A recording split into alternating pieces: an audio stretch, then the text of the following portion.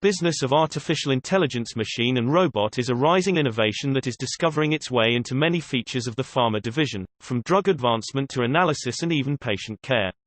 Business of artificial intelligence machine and robot is as of now making biotech chiefs no matter how you look at it energized.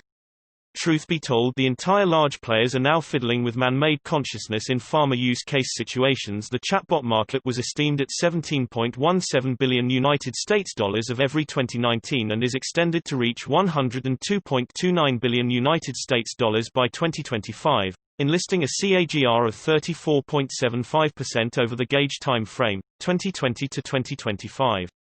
Menial helpers are expanding, a direct result of profound neural organizations, AI, and different headways in AI advancements.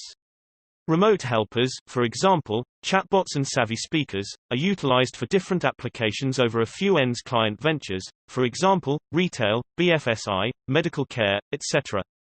Deep Learning Market Report additionally conveys the rundown of the chief rivals and gives the bits of knowledge into key industry investigation of the key components affecting the semiconductors and electronics industry.